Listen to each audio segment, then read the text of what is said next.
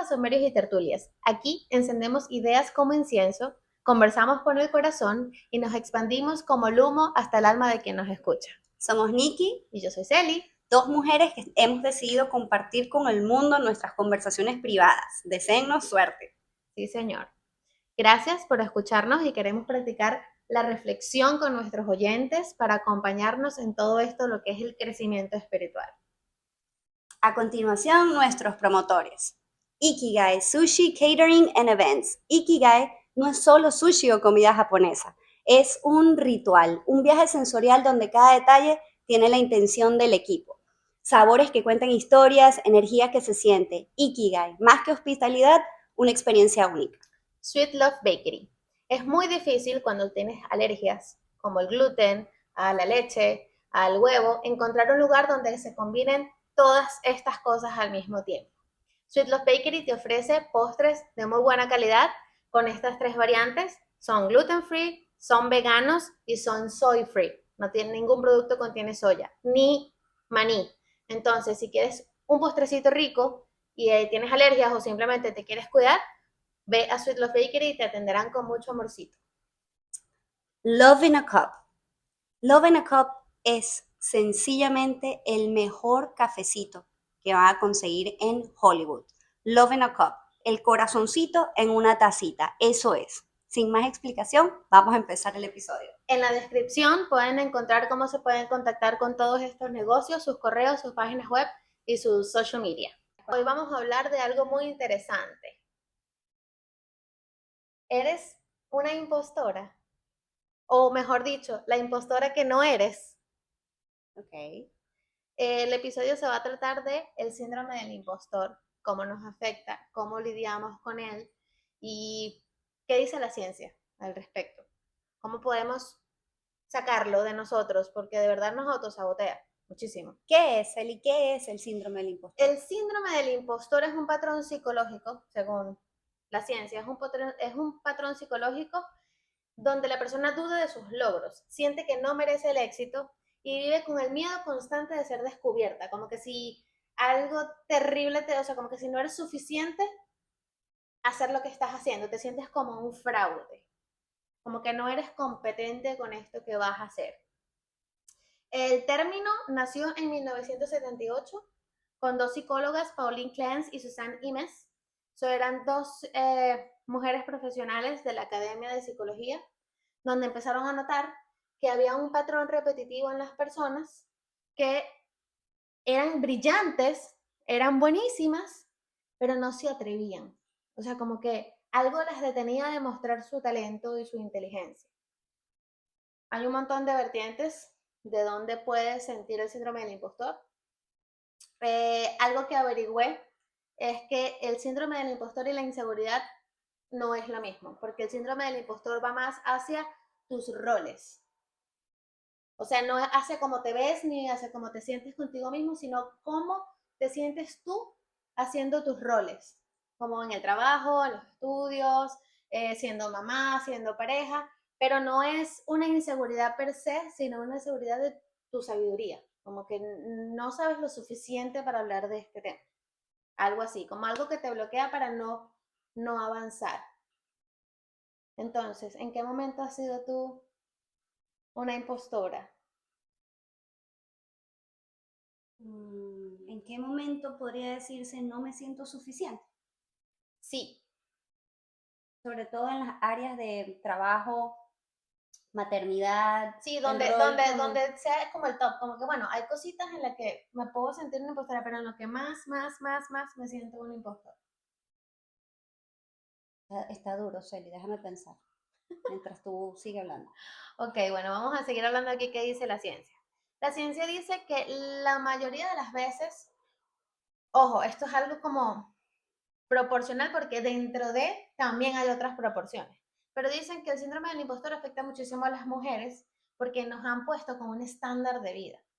¿Sabes? Como que tú te tienes que vestir de una manera, tienes que ser de una manera, te tienes que comportar de una manera. Y que a nosotras nos da mucho más porque nos da en muchas ramas de nuestra vida. A diferencia que los hombres, que también sienten el síndrome del impostor, de hecho, casi todo, o sea, cuando solo estudian a los hombres, dicen que un 80% de los hombres sienten el síndrome del impostor, pero solo lo sienten en el trabajo. Okay. No lo sienten siendo padres, ni siendo pareja, ni, no, sino como no se sienten competentes en su trabajo, sobre todo cuando son trabajos como empresariales, como que tienes que llegar, como pasas de, no sé, de cajero a empleado, de empleado a jefe, de manager a CEO, como ese tipo de estructura es donde ellos más sienten el síndrome del impostor, pero que las mujeres la sentimos en todo. O sea, en todo lo que hagamos, en cualquier vaina que nosotros desempeñemos un rol, que ahí vamos a sentir el síndrome del impostor.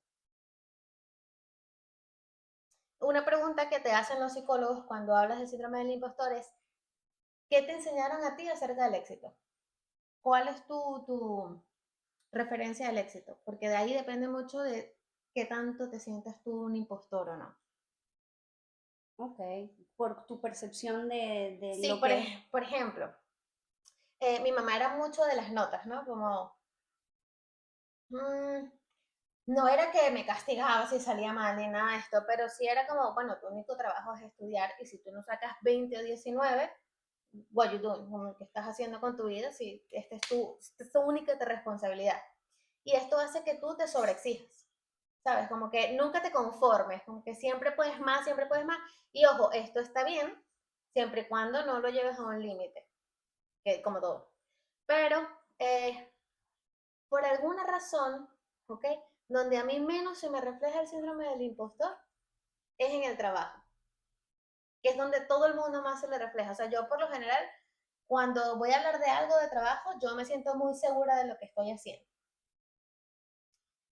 Me afecta muchísimo más en temas personales, en temas de amigos, en temas de parejas, en temas de familia, en temas de maternidad. Me afecta mucho más este síndrome, pero bueno, aparentemente soy la excepción del caso, porque con todo lo que leí, la mayoría de la gente se siente mal es En el trabajo. en el trabajo o en cosas informativas. Yo me acuerdo que yo tengo una amiga que cuando estábamos en la universidad me decía, pero ¿cómo tú haces eso? ¿Cómo tú puedes dar una exposición de esa manera como que si tú toda la vida has hablado de esto y te acabas de aprender eso hace 5 minutos? Al contrario a ella, que se sabía todo, lo hacía súper bien, pero se sentía insegura.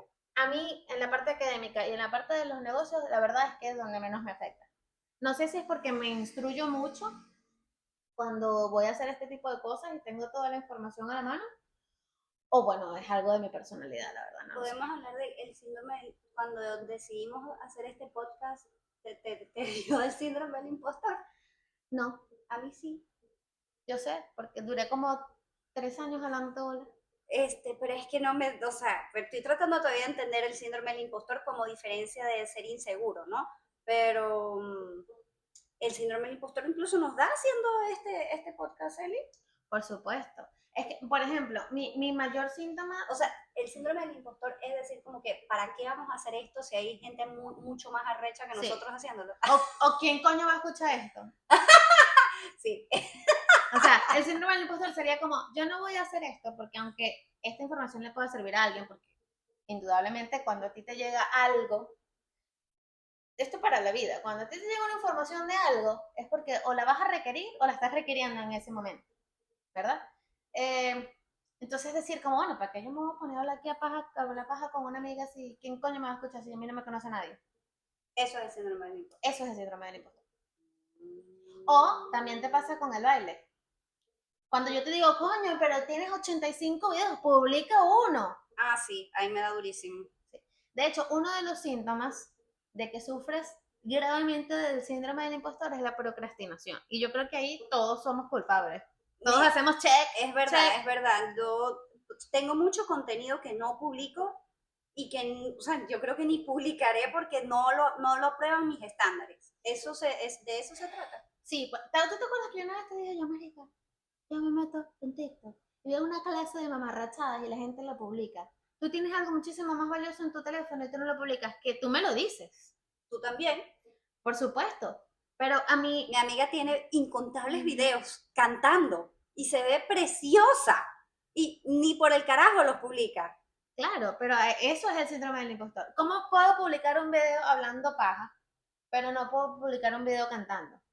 Porque Porque el síndrome, por eso, porque yo digo, ay, por favor, hay gente que canta como Adele, hay gente que canta como Beyoncé, hay gente que canta como Tina Turner, como Whitney Houston. ¿Quién carajo me va a escuchar a mí si yo tengo una voz promedio? Eso es el síndrome del impostor. Bueno, yo quería compartir una anécdota, pero no sé si este es el momento o si Dale, en un dale, momento. no hay estructura O en sea, este para ver si podcast. Esto es entiendo una lo que, conversación de amigas. para ver si entiendo lo del síndrome del impostor, yo estoy metida ahorita en clases de danza polinesia. Y esto soy principiante y hace unas semanas mi profesora decidió pasarme a intermedio.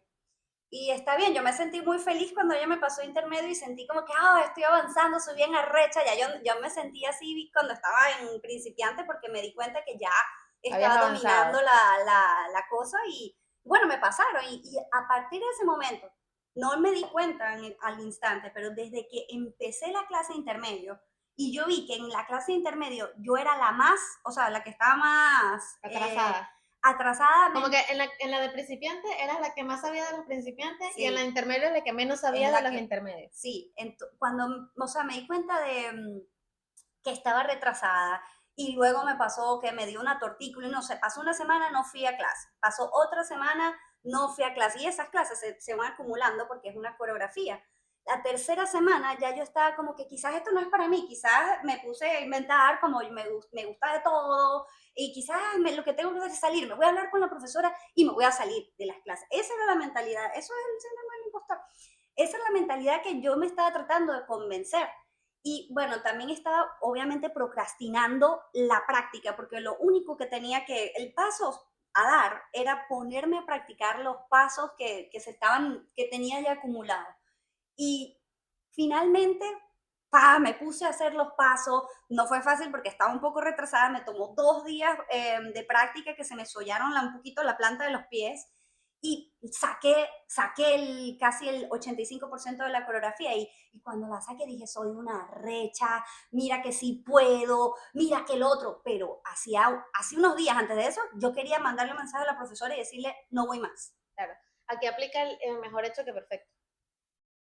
Que yo lo digo todo el tiempo porque obviamente cuando tú esto de que digan que le pasa a la gente que es brillante o que sabe del tema es porque la gente que es brillante tiende a ser perfeccionista.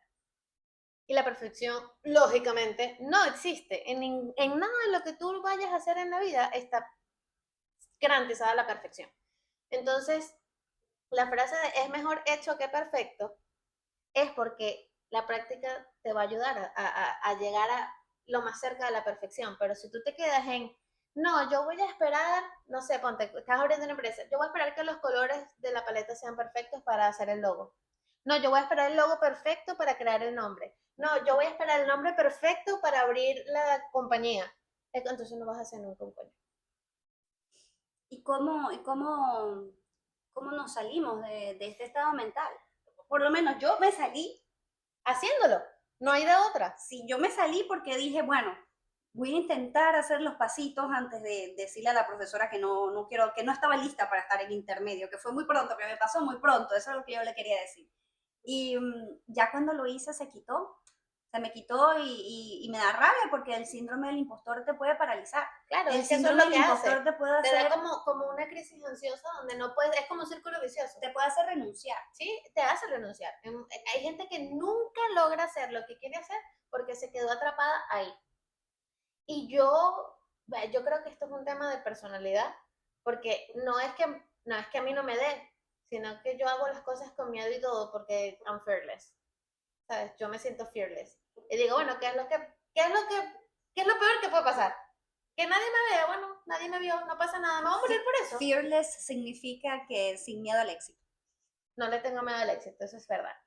Dicen que así como tienes que saber de qué es el concepto del éxito para ti, o sea, qué te enseñaron qué es el éxito, también cómo te enseñaron el fracaso es lo que determina si puedes tener una ventanita de cómo salir del síndrome del impostor.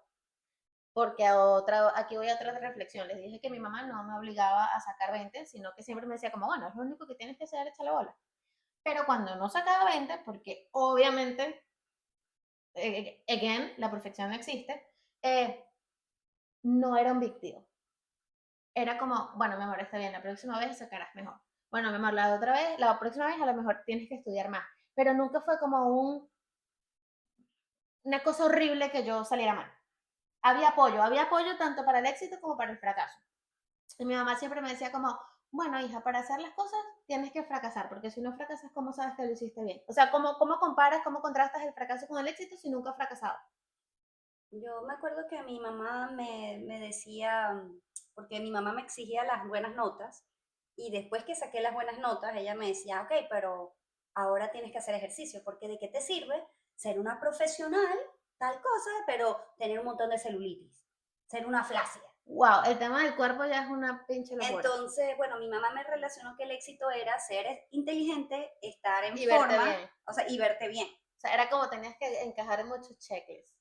Eso para mí lo tengo arraigado ahí. O sea, para mí, mi mamá nunca el éxito era solamente profesional, era el éxito de, bueno, me imagino tener la disciplina de hacer ejercicio. Yo creo que es un tema de que no sabían cómo decirlo, Es verdad. porque ciertamente la gente exitosa hace ejercicio, se para temprano, se toma su suplemento, come bien, pero es como lo abordan, ¿sabes? Por ejemplo, estaba escuchando estaba escuchando a la Queen, a Sasha Fitness en estos días, diciendo que coño, que no le digamos a los niños el tema de, si tomas Coca-Cola te va a salir celulitis. Que le digas a los niños, mi amor, si tomas Coca-Cola se te descalcifican los huesos y no vas a estar fuerte. Es el insight. Lo que pasa es que antes, obviamente, la gente funcionaba desde otra perspectiva porque la cultura era otra y te decían esas cosas, pero realmente probablemente lo que tu mamá te quería decir es que tenés que tener disciplina en tu vida para poder ser exitoso. Parte de la disciplina es no estar en forma para verte bien, sino para sentirte bien, para que puedas llegar a la meta. Claro, pero como mi mamá no me lo decía así, Por supuesto. generalmente mi sensación es, no importa qué tan inteligente yo sea, o qué tan bien me esté yendo en el trabajo, o qué tan bien estoy ganando, o si estoy aprendiendo una habilidad nueva. Si estoy flácida y tengo celulitis, estoy perdiendo. Claro. Esa es mi sensación con, bueno, con la relación de tener éxito y me pasa, eso es el síndrome del impostor también, tener infelicidad con cómo te ves. No, porque eso es inseguridad. Okay. O sea, el síndrome del impostor va más en lo profesional, en tus roles, en tus roles. En cómo te ves, ya eso es una inseguridad y eso es como un tema aparte según lo que investigué. Porque también me causó curiosidad cuando estaba investigando, yo decía como, bueno, pero entonces verte en el espejo, no gustarte es el síndrome del impostor, pero no, porque eso no es un rol, verte en el espejo no es un rol. Okay, es cuando estás haciendo algo Es cuando estás que haciendo quizás algo. sí estás haciendo algo y eres bueno, más síndrome del impostor te da porque siempre hay alguien que lo hace, o sea, siempre hay alguien que lo hace mejor. Lo más loco que me voló la cabeza cuando estaba leyendo era que aunque tú sufras mucho del síndrome del impostor, que me pasa y te pasa a ti también, tenemos la facilidad de ver lo grandioso del otro y decírselo. ¿Sabes? Como yo tengo millones de videos cantando en mi teléfono y no los publico y me da el síndrome del impostor con eso, pero te aliento a ti a que publiques lo de tus bailes. Me parece una hipocresía. Pero eso es lo que dice la ciencia, que lo puedes ver en el otro porque también es tuyo. Lo que pasa es que obviamente es más fácil que el otro se atreva porque tú no te tienes que esforzar cuando el otro se atreve, se esfuerza es el otro. O quizás te lo dicen porque ven el otro como que, tú sí eres bonita y yo no. Entonces tú sí hazlo y yo no. O sea, es tu mismo síndrome del impostor. Claro, Es mejor hacerlo las dos. Claro. Bueno, a mí me pasa que obviamente ya te dije que es distinto la inseguridad física, pero por ejemplo, ella me dice cuando grabamos cosas, amárrate el pelo, y yo enseguida lo que pienso es, marica, tú te ves bellísimo porque tú no tienes estos cachetes gigantes con el pelo amarrado. Para mí se me ve la cara como una luna. Eso es inseguridad física, pero es a lo que tú te estás refiriendo, como que lo ves en el otro, ¿sabes? Lo ves en el otro y te empiezas a comparar, que laboralmente esto pasa mucho. Yo me acuerdo que cuando trabajábamos en el restaurante, ¿te acuerdas? Que venían los empleados como, bueno, pero si yo me quedo hasta más tarde, ¿por qué él gana $1 más que yo?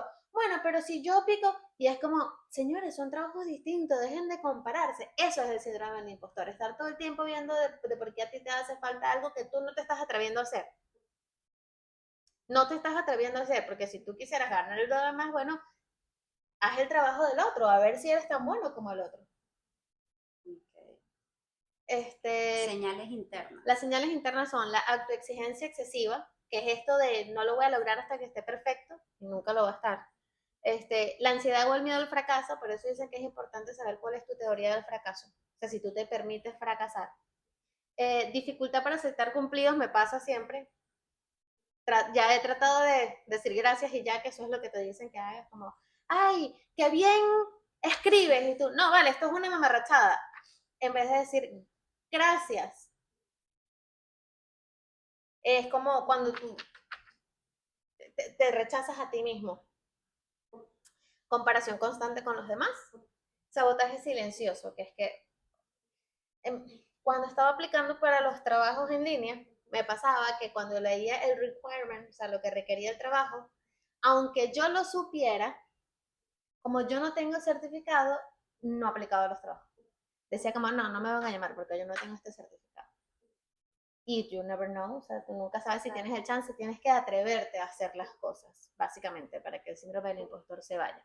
Bueno, ahora que lo dices, en el libro que estoy leyendo, el del Camino del Artista, hay un capítulo muy importante de lo que es el síndrome del impostor, porque dice que es el peor enemigo que puede tener un artista, claro. Porque tú te pones con tu crash, ya entendí, porque tú pones muy, muy fuerte con tus propias creaciones. O sea, dicen que el hecho de que tú quieras escribir un poema y tú no seas...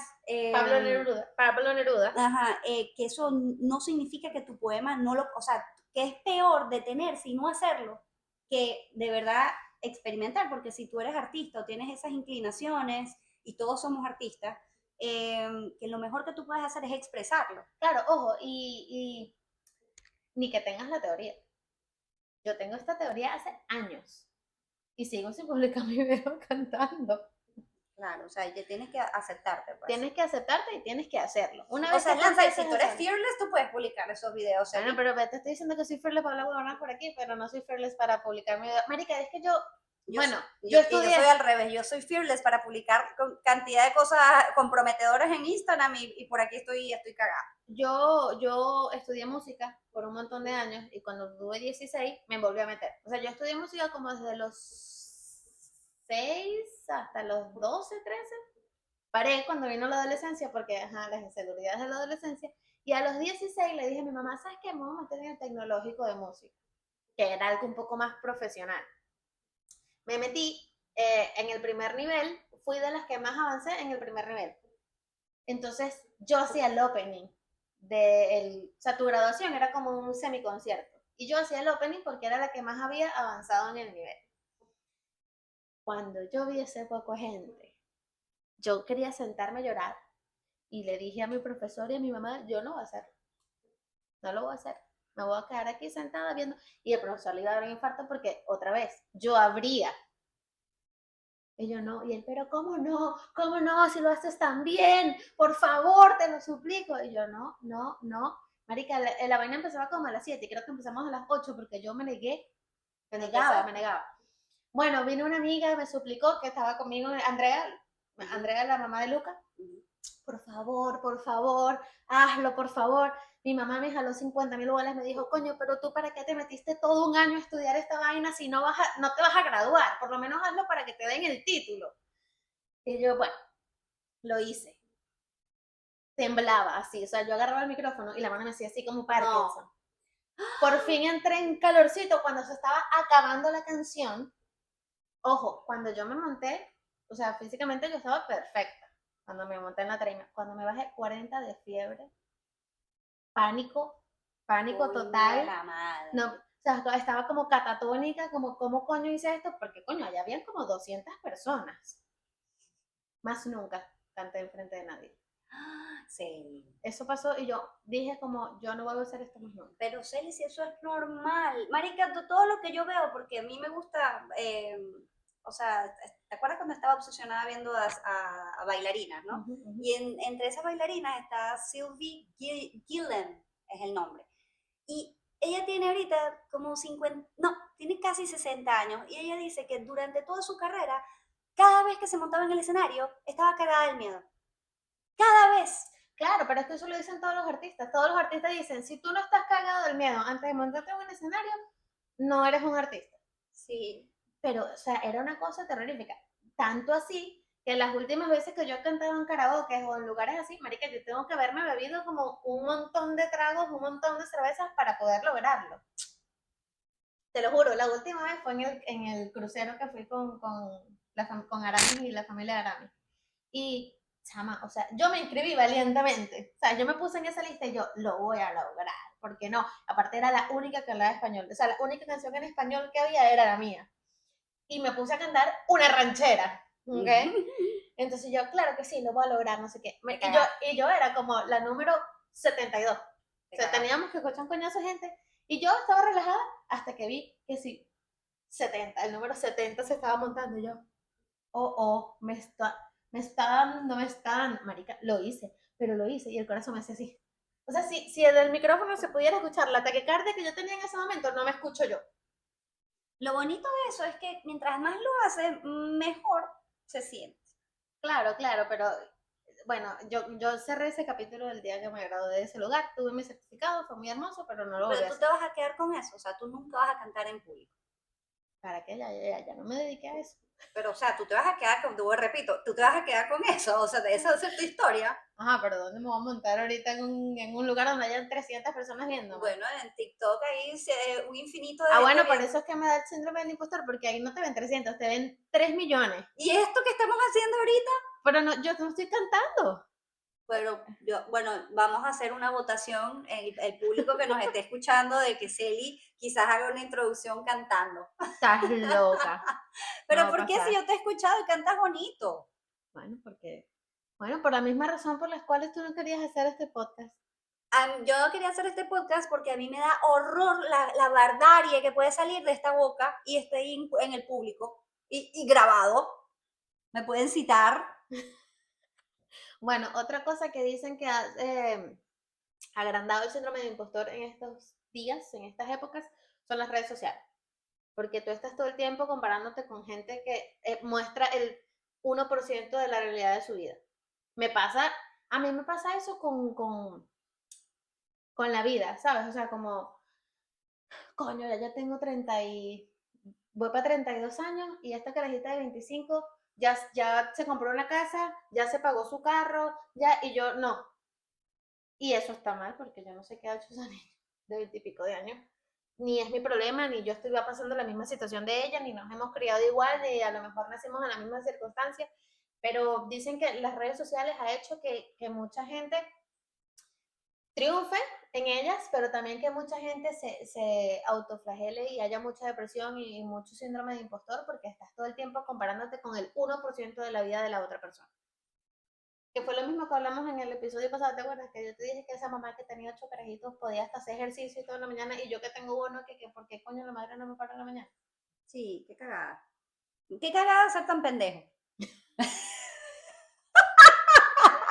O sea, porque siento que esas cosas son fácilmente neutralizables si tú primero te empiezas o sea, así como dices que eres fearless, ¿sabes? Que seas fearless para amarte y decirte, oye, pero cállate la boca, pendeja, si tú eres tan, porque te estás comparando, o sea, cortar esa culebrita por la cabeza. Bueno, pero fíjate que en estos días que publiqué las historias, que tú me dijiste, ahora sí estás hablando por las historias, ¿no? Sí te vi. Otra Selimer, a lo mejor antes, no sé, una Selimer joven, hubiese escuchado un comentario que me hicieron, que es algo que hace una gente estúpida, porque no tiene otro nombre. Una amiga me puso, ay, sí, ahora eres la influencer. Ay, pero O, sí. ay, sí, Selimer, tu influencer de confianza. Y es como totalmente innecesario. En otro momento, eso me hubiese como, pero ahorita me vale ver. Qué bueno.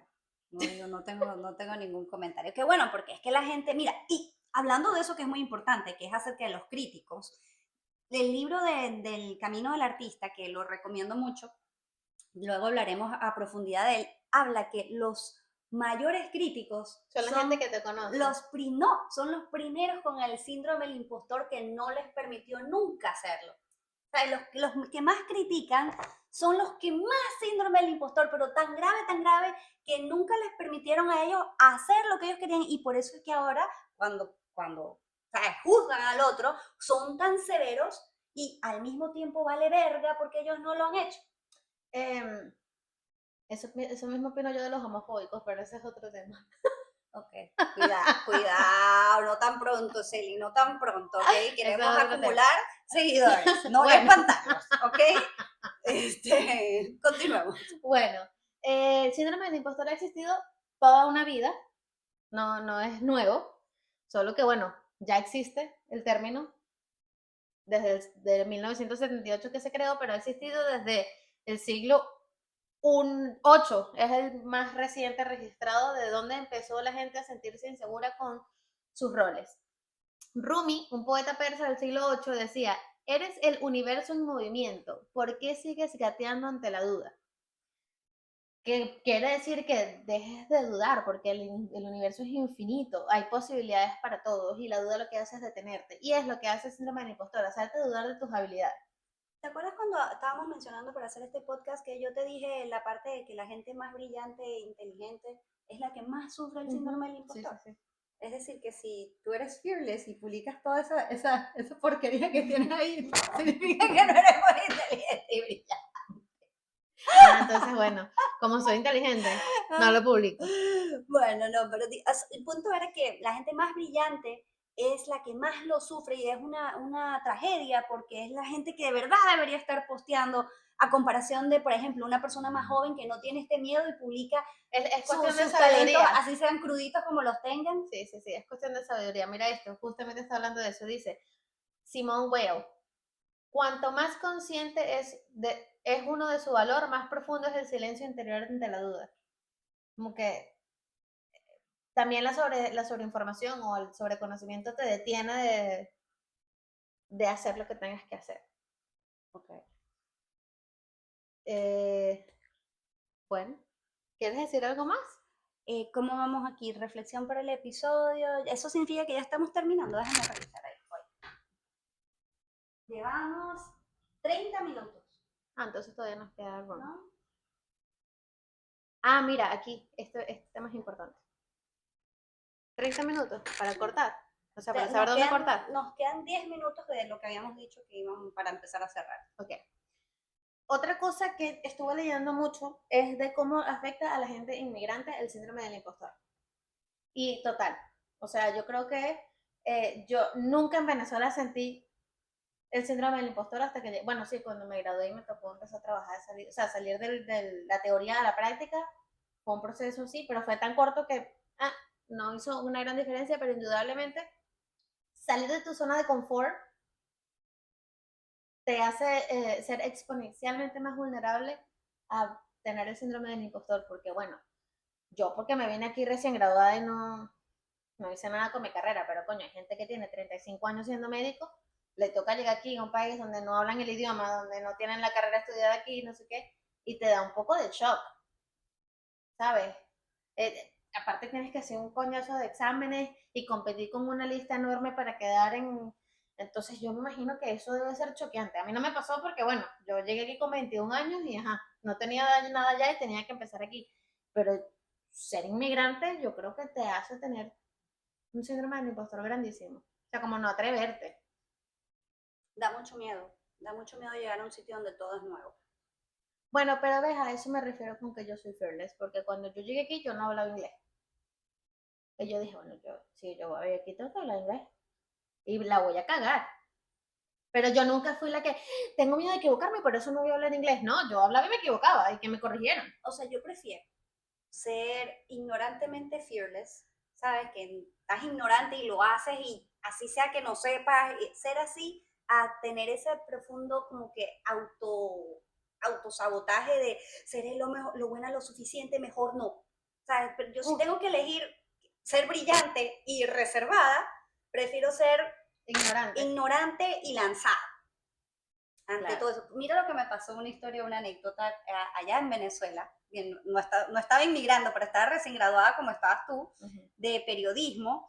Y yo te conté eso, ¿te acuerdas? Que yo te dije que mientras yo estaba yendo a la universidad, los profesores me decían, bueno, tienes que leer de todo, sobre todo política, pero a mí política no me interesaba para nada la política, y mucho menos allá venezolana. Y yo decía, no quiero, no me gusta. Y ellos, ¿pero qué tú vas a hacer? ¿Vas a ser presentadora de Entertainment Television? Y yo, hey, me encantaría ser presentadora. ¿Y por qué no? O sea, que para eso eso es lo que yo me inspiro cuando estudio para estar en el micrófono, en la televisión. Y resulta que cuando me gradué, unos mesecitos después, me empezaron a buscar nada más y nada menos que para la campaña de, en ese momento, Andrés Velázquez, la campaña para él postularse de gobernador. Y me tocó trabajar nada más y nada menos que en política.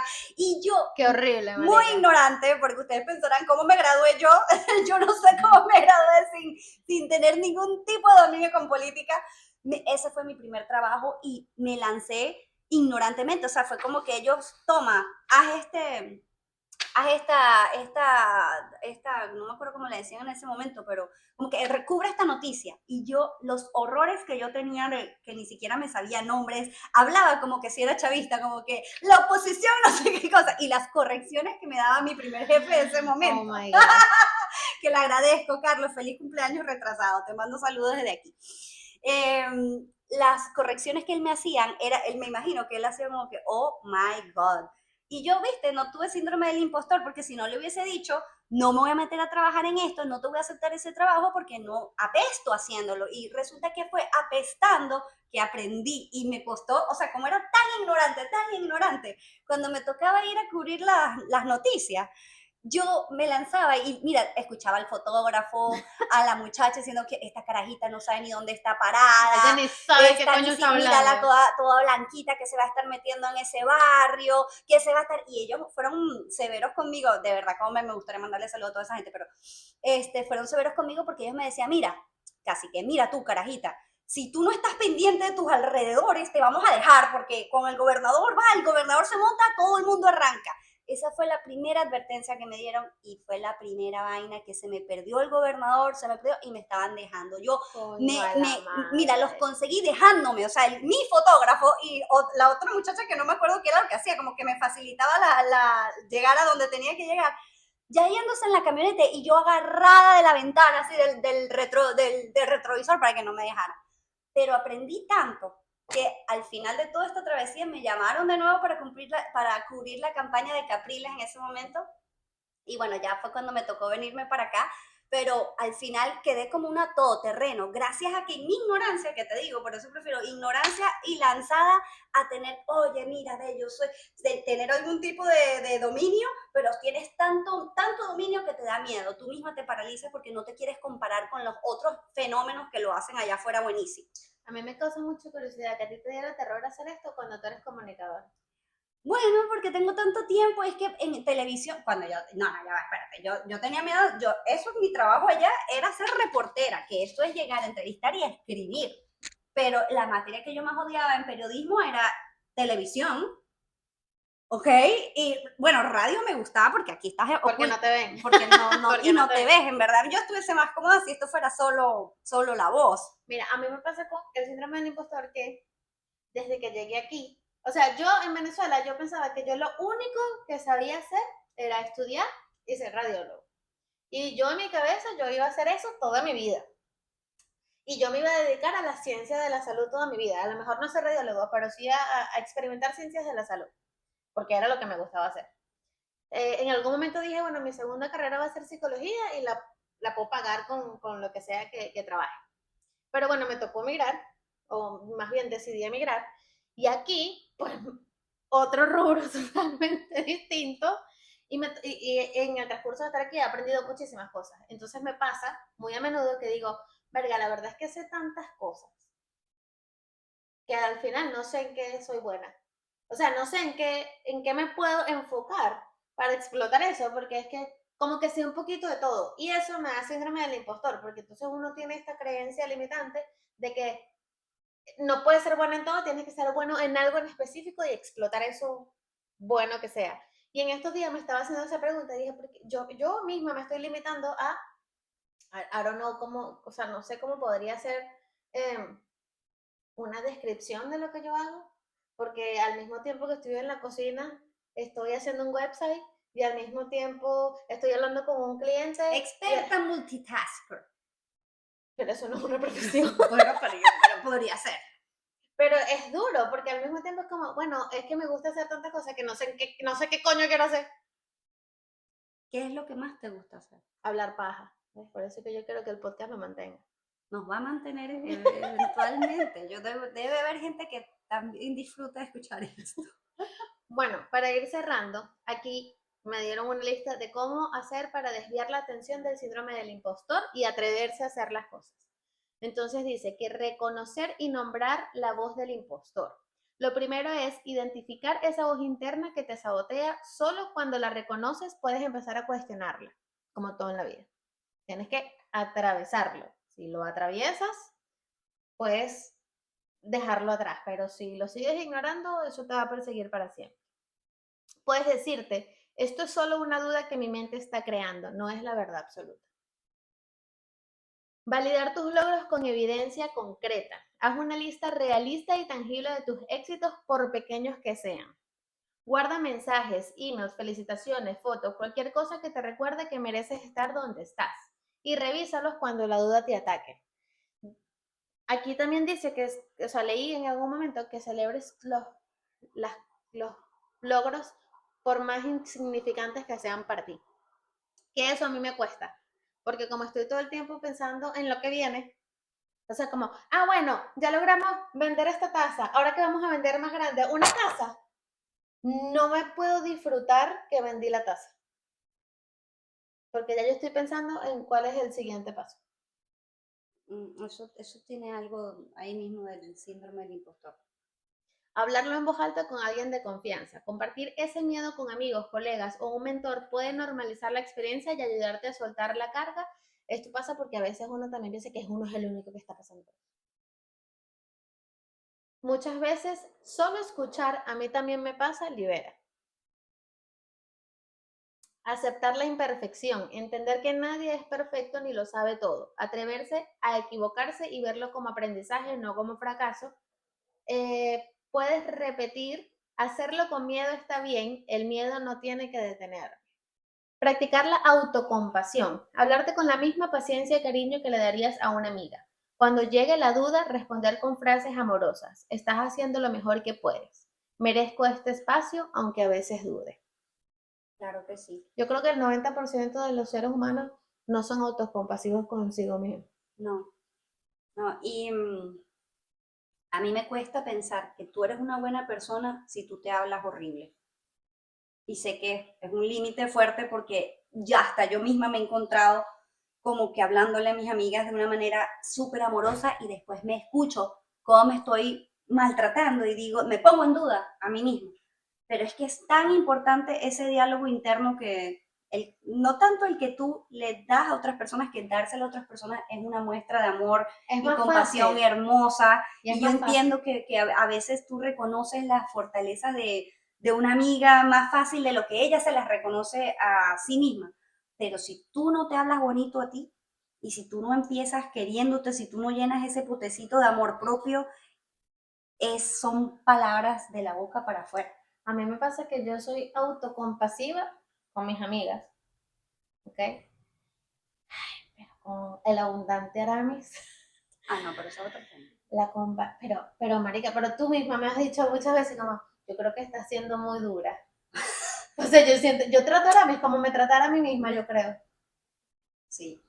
No está... Soy así de severa. Así como me trato a mí misma, trato a Aramis a veces. No, pero eso creo que lo hacen todas las mujeres con su marido. ¿Sabes? Tratan a su marido como, son tan severas como son con ellas mismas. Y ese es el red flag, que es lo que a mí me ha pasado con Marce. Porque tú desvías la conversación de esta manera. No, o sea, porque me estás diciendo que uno es autocompasivo y es verdad. O sea, a mí viene Nikki a decirme un problema y con las amigas, pero entonces me las los maridos. O con, no sé, con cualquier persona que venga que no sea mi marido, yo soy muy autocompasiva. Es verdad. Soy muy empática, pero soy súper severa. No, te digo una cosa, yo escuchándome cómo le hablo a Marce, es que me he dado cuenta lo dura que soy conmigo misma. ¿Sabes? Porque, claro, con Marce uno no tienes la confianza, con tu marido tienes la confianza que no tienes, ni siquiera con esa buena amiga que estás ayudando, secándole sus lágrimas y diciéndole que es una hermosa, cuando tú te escuchas cómo le hablas a tu pareja, que es la persona que más confianza, ese es el diálogo que tú tienes contigo. Y eso me dio, gracias ChatGPT, porque esto me lo dijiste tú en unas notas que yo le estaba mandando, hablándole de este peo que tengo con Marce, y ahí ChatGPT me dijo, o sea, se nota que como tú le hablas a él, es que te hablas a ti misma.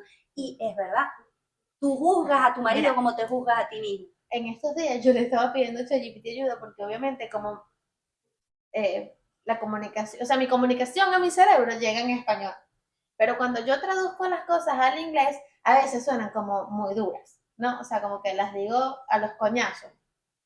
Entonces le pido a ChatGPT, le digo, ChatGPT, yo quiero decir esto, pero lo quiero decir de una manera amable, de una manera cariñosa, donde yo no quiero pelear, yo quiero llegar a una conclusión. ¿Será que me puedes ayudar a crear ese mensaje? Y sabes que ChatGPT te dice como algo primero y después te da el mensaje. Me puso. Definitivamente es una muy buena idea que cambiemos eso que estás diciendo, porque la otra persona puede sentir que lo detestas. Y eso así mismo te habla a ti. Eso es un reflejo de la conversación que tú tienes contigo, pero que es lo que hemos venido estudiando con el libro que nos leímos, cómo no odiar a tu marido después de tener hijos y toda esa. Ahí fue que yo empecé de verdad a tratarme bien, cuando empecé a tratar, o sea, cuando me di cuenta, hey, soy súper severa con Marce. O sea, Marce debería ser la persona que, así como eres de severa con ellos, la más amorosa. O sea, como yo me sentí hipócrita, ¿cómo es que con mis amigas les derramo el oro por la boca, pero con mi marido lo que sale es una cloaca? Y ahí fue que dije, cónchale, cuando redirigí eso y me di cuenta que la fuente es que así es que te hablas a ti mismo, ahí fue cuando empecé a practicar lo que es la autocompasión. Y si no somos autocompasivos, marica, no vamos a emprender ni a hacer nada nuevo, Claro, ni vamos a es como cambiar una creencia por la otra, porque es que nos hemos hablado tan duro por tanto tiempo que es imposible que lo cambies de una manera. Yo me he pillado hablándome muy feo, o sea, como pensando en cosas y diciéndome como, pero ¿por qué? ¿Por qué haces esto? Y después hago un stop y yo misma me digo, pero es que yo estoy aprendiendo.